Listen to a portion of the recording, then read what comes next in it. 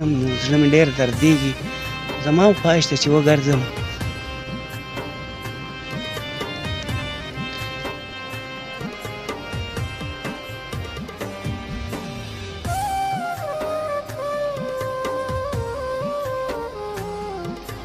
نور څه ویل غواړئ؟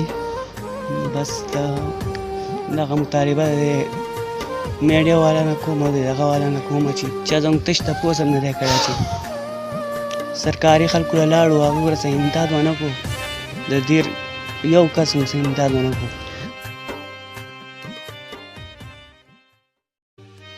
سلامونه مې واخلئ ملګرو، ستاسو ادبي ورور فضلیان یم. په دې هیله چې روغ جوړ به یې ژوند ته به تازه یي. یو ملګري رابطه کړې ده، ډېر غمځپلی خاندان دی، د هغې سره به خبرې اترې کوو.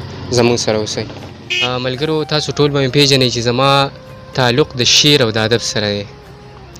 نه مې صحافت کړی دی، نه په خبرو پوهېږم، خو دغه یو څو ساده خبرې تاسو ته ږدم. د دې ملګري سره کېناستم، د دې د زړه درد مې واورېدو، نو قسم دی دومره مجبوره کړم چې رالم او د هغې نه ویډیو ریکارډ کوم او تاسو ته یې ږدم. نورې تفصیلا خبرې به هغې وکوي. د ډېرو کلونو رئیس دی، د هلک بیمار دی، دی والد صاحب دی. د والد صاحب سره به هم خبرې کوو، د دې ملګري سره به هم خبرې کوو. زما نوم محمد ایاز دی، د خوږو اوبو رحیم آباد اوسېدونکی یم.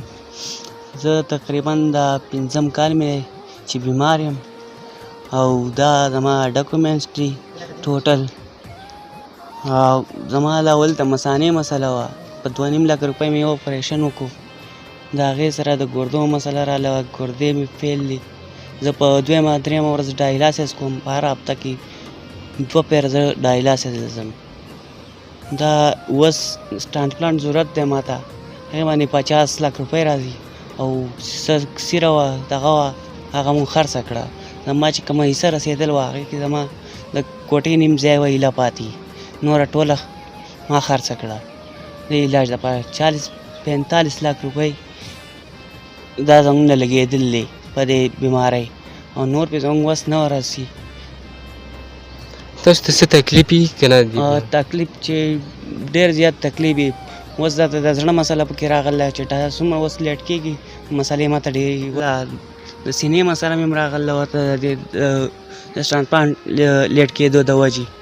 دا اوس ډېر زر پکار دی چې ټرانسپلانټ وشي، زما د مسلې به ختمې شي ټوټل. نو اوس دومره پیسې موږ سره نشته چې موږ ټرانسپلانټ وکړو. نو بقایا دا کاغذونه دي، تاسو که دغه ایلدی شئ. د زړه کاغذونه هم دي، د ګردو هم دي، د مثانې هم دي، ټول دغه ما سره ریکارډ را سره دی. په زړه دې څه ارمان شته که نه؟ نو په زړه خو مې دغه ارمان دی. په ورکوټوالې ماته دا مسله راغله وه، په ورکوټوالې ماشومتوب مې ومنل ده، اوس په ځوانۍ کې م راغله، تقریبا د 17 نه راغله، ځواني مې ومنل ده. نو ارمان خو دغه دی چې ژوند مې ټول په بیمارۍ به کټ کې تېر کړو په هسپتالونو کې. چې روغ خلک وینې نو زړه دې څه وایي؟ نو چې روغ ملګري وینم نو زړه مې ډېر دردېږي. زما هم خواهش ده چې وګرځم او ملګرو سره لوبې وکړم، چکر له لاړ شم. دا خو بس.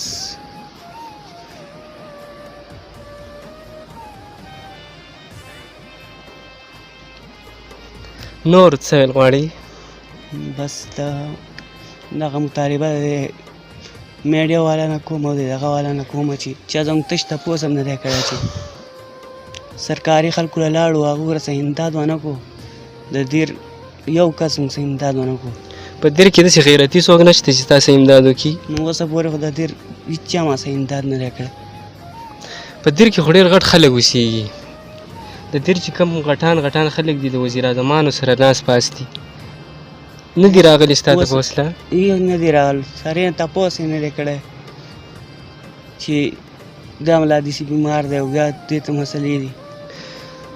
اکثر زه ګورم چې په دیر کې غټ بلډینګونه ولاړ دي، ډېر سرمایه‌دار خلک دي. داسې یو کس هم څوک نه دی راغلی چې ستا امداد یې کړی؟ هېڅوک نه دی راغلی. دغه و د دې ماشوم خبرې. امید دی چې تاسو به د زړه په غوږونو اورېدلي. مخکې شعر کوي ملګرو، والله ډېر زیات درد دی تکلیف دی قسم دی دلته کې چې زه ناست یم که نه نو ډېر څه نشم ویلی ما د اوسه پورې دا نه دي ویلي چې زما دا ویډیو شیر کړئ مخکې خو نن زه تاسو ته یو ریکویسټ کوم یو سوال درته کوم چې دغه ویډیو تر هغه ځای پورې ورسوئ اعلی چارواکو پورې ورسوئ هغه سرمایدار خلکو ته ورسوئ راځو د والد صاحب سره خبرې کوو یو دوه درې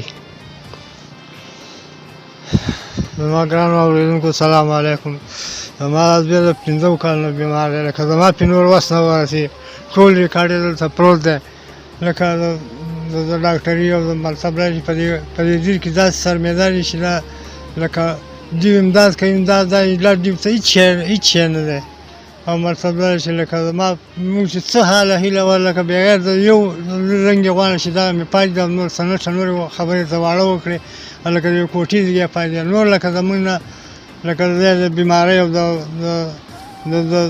بېوسۍ د لاسه دی چې کوم دی نو خرابېږي او لکه نور بل تاسې ته څه ووایم لکه مطلب دا چې تاسې دا موږ دا خبرې کوو چې دا د دنیا ګوټ ګوټ ته ورسوئ بار ملک ته ورسوئ مطلب دا دی او په دې ځای کې هم داسې خلک دی لکه په پاکستان کې هم داسې خلک دی چې دوی دا موږ ته امداد کوي دا بیماري لکه د دې سنټرال روپۍ هېڅ شی نه دی چې زموږ څوک امداد وکړي او مجاهده وکړي نور ما د خبرې نه راځي لکه مطلب دا چې زه به تاسو ته څه ووایم خو لکه زموږ ډېره بېوسي شوه او ډېره بېوسۍ نه مطلب دا چې اوس دا خبرې لکه وکړې په دې دغه کې موبایل کې نو تاسې مهرباني وکړئ او که ستاسې څه وس دس کېږي مطلب دا د مالدارو کسانو مطلب یې که زموږ سره امداد وکړئ او د ده نه چېرته د خیر او د منځونو دغه کېږي نو ستاسې هم پکې ثواب کېږي مطلب دا دی چېرته تعلیم ثواب دغه کوي دا قرآن شریف مسجد وایي مونځ کوي مطلب دا روژه نیسي ستاسې به پکې غټ ثواب کېږي مطلب دا دی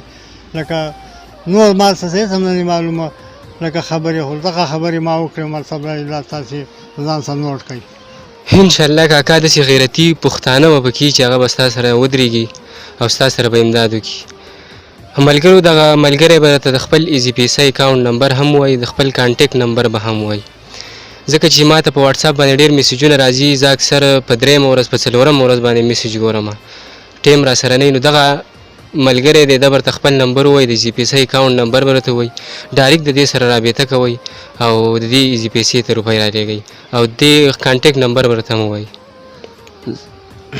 0344 94 36 243 دا زما کانټیکټ نمبر دی او په دې 0344 94 36 243 دا زما کانټیکټ نمبر دی په دې ما سره رابطه کوئ ایزي پیسه نمبر دغه ایزي پیسې نمبر هم دغه کانټیکټ او ایزي پیسې دواړه نمبر دی دا د دواړو دی ډېره مننه خوشحاله اوسئ ملګرو چېرته چې ښاد آباد اوسئ بریالي اوسئ